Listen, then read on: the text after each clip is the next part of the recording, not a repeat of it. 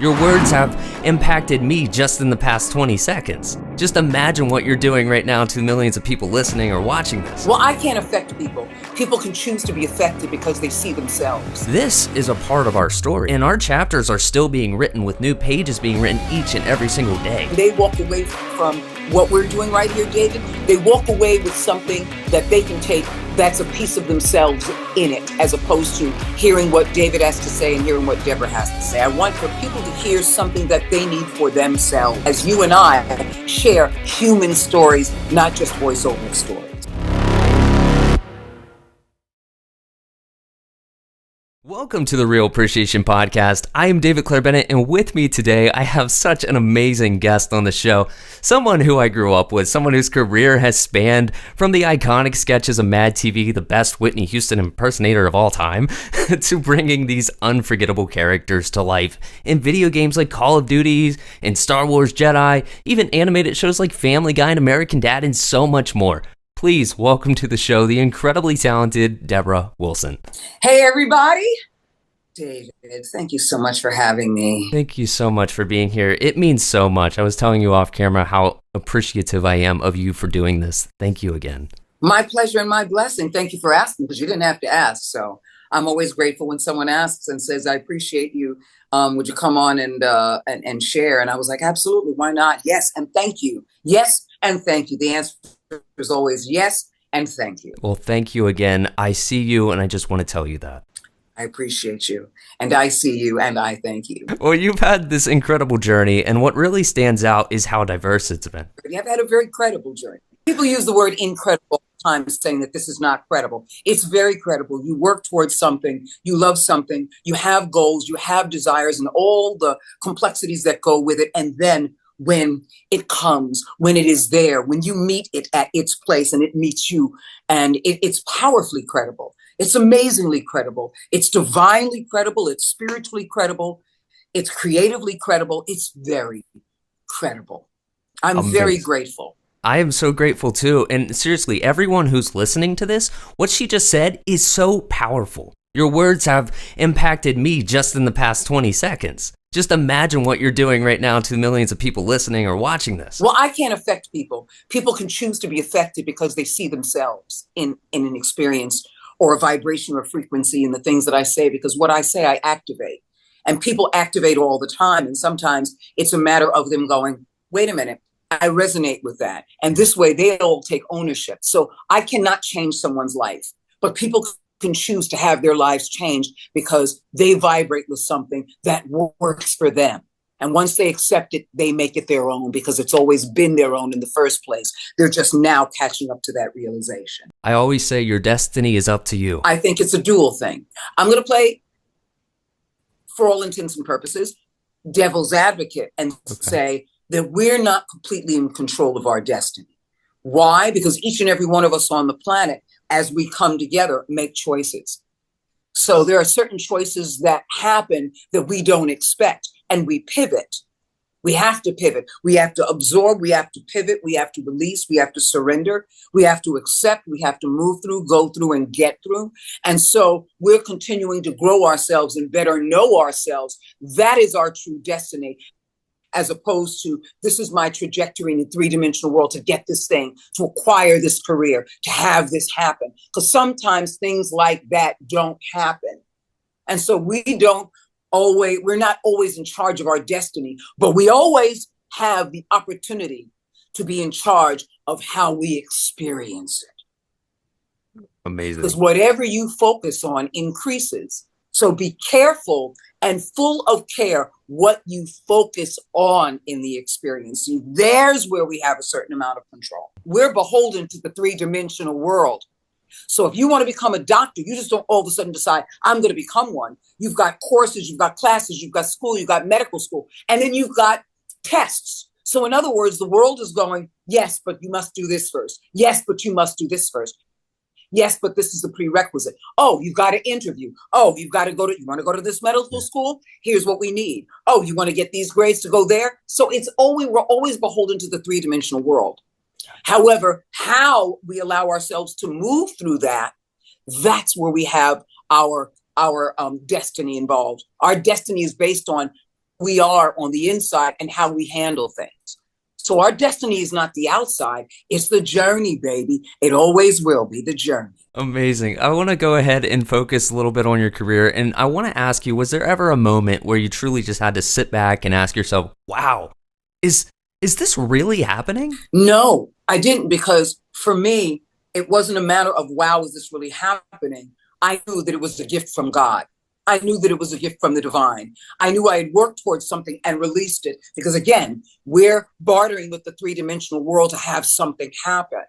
And so you put it out there. It doesn't mean that it'll happen. You just know, and you're in control of putting out whatever you desire, putting out your creativity and letting it go. So when it comes back, it becomes this amazing kismet. In fact, it's a humbling experience, because of all the people that auditioned or went out for that thing, and then it came down to the smaller numbers, and then all of those smaller numbers, to me, it is a humbling experience to know how powerfully credible that is. And what a gift, what an opportunity, and what a gift. So I've never looked at it like, wow, this is mind-blowing in terms of me getting it. I've looked at, wow, this is mind-blowing after I've gotten it and gone, look at the parameters. Because there are three things that stand out to me, specifically with Disney, where I was and continue to be blown away by the idea of what it means after getting it. First of all, on the ride at Disneyland in Anaheim, California, for over 40 years, they had a male Caucasian voice for the radio announcer, the 1930s or 40s radio announcer, when you're in the queue at the Jungle Cruise. And it was a very familiar voice. It was the same voice. It started with the park. That's the way it went. And they decided to revamp certain things in the park. They shut it down and they said, we're going to audition women for this role.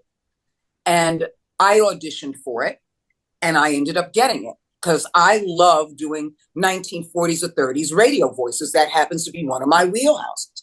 But I never thought something like that, especially for Disney, in an iconic park that already had that happen, come up. So for me, it was like, wow, it was mind-blowing on two levels, that now it's a woman, and now it's a woman of color. So a glass ceiling was broken. That's number one.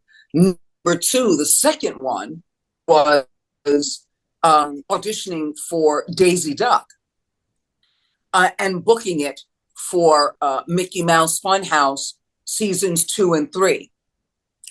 And again, in the history of Disney, I am the second one on the Jungle Cruise, and the first woman of color. For Daisy Duck, and for Disney, I am the 6th Daisy Duck in history, and the only woman of color so far. And for Disney also, and this was a huge one, which broke me down, which really emotionally broke me down. I am the second in the history of Disney, the second person to ever voice Pat Carroll's Ursula, the Sea Witch, for Disney, as a Disney villain. She broke the mold. I'm not doing my own version of Ursula. I am doing Pat Carroll's Ursula. And I always want to say and give respect and homage to the woman who broke the mold. So I never say I'm now the new Ursula for Disney. I say I am Pat Carroll's Ursula for Disney. Pat Carroll's Ursula for Disney. Amazing. And I just hope that her energy, her vibration, her spirit, her soul can feel where I'm coming from out there in that respect and that love, and who she is and what she left behind for me to ride the coattails of. Again, a woman of color. So I'm just very grateful that Disney has given me these opportunities to break the color barrier in that regard. In fact, I didn't have to break it. They broke the glass ceiling and said, come on in. And that's something that you've always been very outspoken about. And I want to take the time to applaud you for that. Like, I know we don't have to get into why you left Mad TV. People know if they want to look it up. I think you did the right thing. I am so freaking proud of you for standing up for yourself and breaking the mold and breaking that glass ceiling and making people realize, hey, we got to do something about this. So kudos to you for that. Thank you. And it's interesting thing because it wasn't a racial thing. I think what ends up happening online is people start putting their opinions in things. But what they do is they interpret and then they misinterpret information. And for me, it wasn't about who was getting the most money at that point. It was that they put a glass ceiling on me. So now, did it happen to be someone who was white? Yes. Did it happen to be someone male? Yes. But for me, that's incidental. For me, I want to bring this up. That is incidental, people. The deal was I had been there at that point. I had been the longest running cast member and the only woman of color. They had switched out different cast members. They had switched out Black men, white men. They switched out white women. I was the only mainstay on the show. I felt like the matriarch of the show. And so I nurtured that space for everyone who came in after me. And I nurtured that space while I was there. And I grew myself and better knew myself while I was there. And then it hit a glass ceiling like, this is all you're going to get. And someone else came in after me, regardless. And I would have done the same thing had it even been a Black man. And they went, boom, came in after you, but you're going to make more. And Debra, you hit a glass ceiling. You're not even going to get a bump. Bumps in a contract mean we bump you up in the contract by $1,000 more each season, or even $500 more. It wasn't even that. And because I loved that show so much, had they just said, listen, yeah, he's going to get more than you. That's the reality, but we're going to bump you. I would have stayed. If they even just bumped me and I still wasn't making as much as that person, I would have stayed. It was the respect of saying, okay, as opposed to the whole concept of more money than me. More money than me. I would have gone, I love this show and I'm willing to, okay, I'll accept that bump. I'll accept that bump. If you raise that bump, like you said, I'll accept that bump. So for me, it wasn't about color and it wasn't about gender. It was about, we're not even going to touch your salary anymore. You've hit that ceiling. We're not giving you any more. And now someone else is going to come in after you and make more. Doesn't matter who it is. It was a human being who came in after me to make more. And I didn't even get the respect of a bump like they had in all the previous seasons. So I just want to set that record straight. Thank you for clearing that up.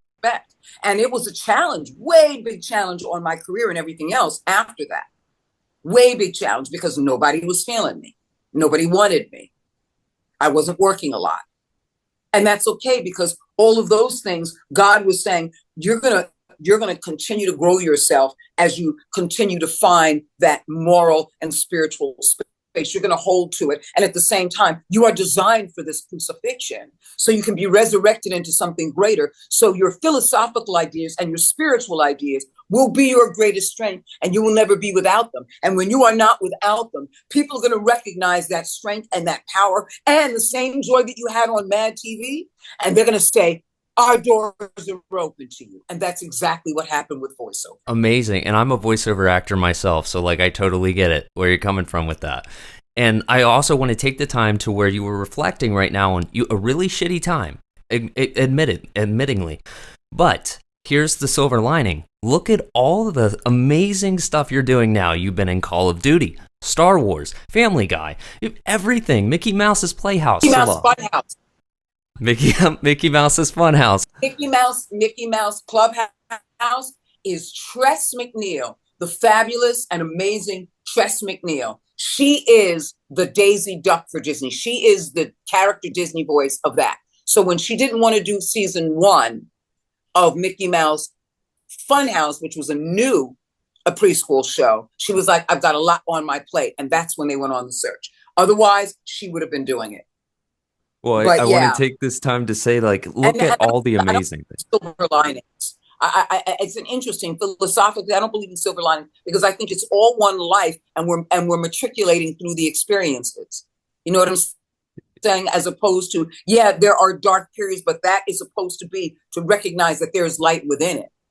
So even if it's dark around you, if you hold up a match or someone holds up a match, the dark doesn't become any less dark, but your focus changes. So for me, it's always about matriculating through your experiences and a focus. So there's everything that was meant to happen is supposed to happen because, again, it's supposed to grow me and better know me. It had nothing to do with the industry. It had nothing to do with the business, except for the business of love and self-love, except for the business in personal growth, spiritual growth. So I was designed to be that so that I can remember that in the middle of the pile of what is proverbial shit, God is always reminding you, remember, I made you minerals. You can turn shit into fertilizer any day of the week. What are you choosing? And here you are, like, reflecting on that, and look at it like this. I told you off camera, this is a part of our story. And our chapters are still being written, with new pages being written each and every single day. Right here, right now, this moment that you and I are sharing with each other right here on Zoom. It's a part of our story. Our story is not over. Every episode until next time. It doesn't matter whether it's voiceover or anyone else who's listening who is not a personal participation for themselves, to know that when they walk away from what we're doing right here, David, they walk away with something that they can take that's a piece of themselves in it, as opposed to hearing what David has to say and hearing what Debra has to say. I want my greatest goal, my greatest desire is for people to hear something that they need for themselves. As I tell a human story, as you and I share human stories, not just voiceover stories. If you could give a piece of advice to someone right now who may feel stuck in their life, whether creatively, mentally, or however that may be, based on your own experiences, what advice would you give to someone in a situation like that right now? I wouldn't give anybody advice right now. You know why? Because I don't know them intimately and personally enough to be able to give advice other than a general thing. And I think if people really care, then I would never do anything that was generalized. I would never say anything that was generalized, because when I talk to people, I really like to talk to people more than anything else. In fact, I'm not on social media, and the only place where you can find me, where people can connect to me from people all over the world, is on Cameo. And I tell them, don't buy a Cameo. If you don't want to buy a Cameo, I make sure that my messages are free. And so I have people who message me all the time, and I get back to them and I communicate with them all over the world. And then if they feel comfortable, they share. And sometimes when people do book cameos, they feel vulnerable and they ask for a very personalized cameo, and they'll make it private. And I love sharing with people. I love sharing with people because I'm here to praise people in the name of love and raise people in the name of love. And that happens to be my main purpose. And then the voiceover helps to support and uplift my greatest journey, which is to simply love people. That's all of our journeys. We don't accept that because we live in the three-dimensional world, and we are beholden to 6 dimensions of it, which is to eat, sleep, shit, fuck, consume, and destroy.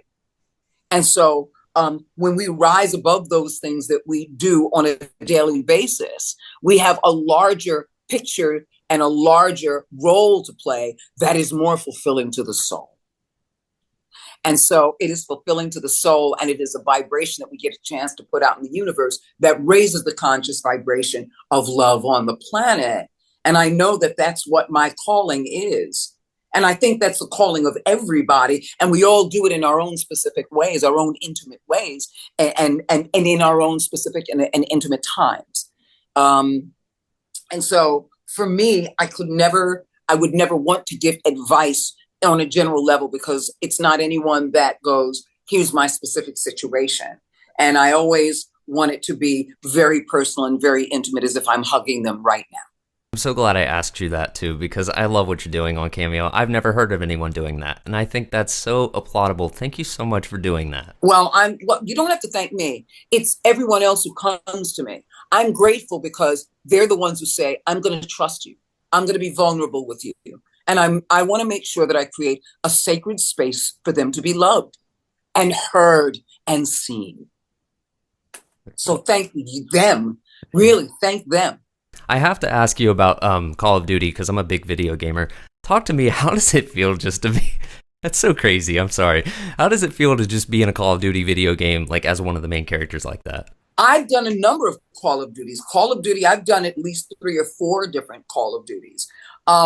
Brian Bloom, who is a writer, an actor, a voice actor, and producer, and PCAP performer as well. I met him when I was doing a video game called Wolfenstein: The New Colossus, and I knew Brian Bloom from television. I knew Brian Bloom from soap operas. I knew Brian Bloom from when he had a stint on Oz. And so to actually see this kid grow up on television in soap operas and then on Oz as a grown man, and then to work with him on Wolfenstein: The New Colossus was really cool. I had no idea that he also worked on Call of Duty for a number of years and was one of the producers and writers. He also wrote and starred in the reboot of the movie The A-Game. I mean, the A-Team, that starred Liam Neeson and Bradley Cooper. And so he wrote and starred in that as well. And so we got a chance to connect through the gameplay. We became close and silly friends, very silly friends. And then he invited me to do some stuff on a Call of Duty. And so the Call of Duty stuff, I have a number of characters that are soldiers. So I do 1,500 barks in a game as a soldier. And I continue to do that in different Call of Duty inceptions. And then I get the opportunity to have a role on camera in PCAP through Brian Bloom for General Lyons. And it was my first PCAP for that game, brought in by Brian Bloom. Then I auditioned for Call of Duty Modern Warfare, and it's all VO.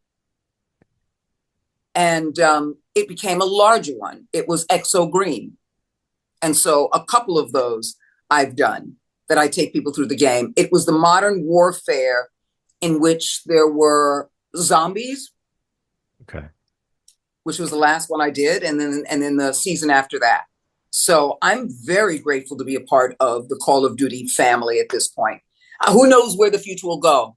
But I know that up until the last one with Exo Green, I have been grateful to be a part of Call of Duty. Love the game. I don't play the game, but I love it anyway. As we wind down here, something I like to do with my guests is every day when I wake up and before I go to bed, I say 3 things that I'm grateful for. And I want to flip that question on to you, Debra, and ask you, what are 3 things in particular, we can only pick 3, that we're grateful for, that you're grateful for in your life right now? Everything, and everything. Seriously, I love it. And I also want to be very respectful of your time and let you go here, but I do want to thank you personally once again for agreeing to be so vulnerable and so fucking real with me. I appreciate it so much. I appreciate you, David. David, thank you for your time, because you didn't have to take the time.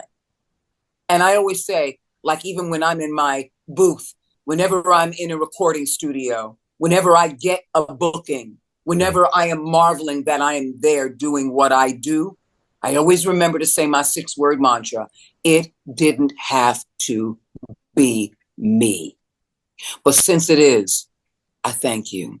Have to be you, it didn't have to be me, but here we are, and I'm so fucking grateful. Thank you for being part of the season 2 premiere of the Reel Appreciation podcast. You know where to find me, and I'm not just talking about that. You know how to get me back whenever the new year comes around, new stuff pops up. Let's make it happen. Come on.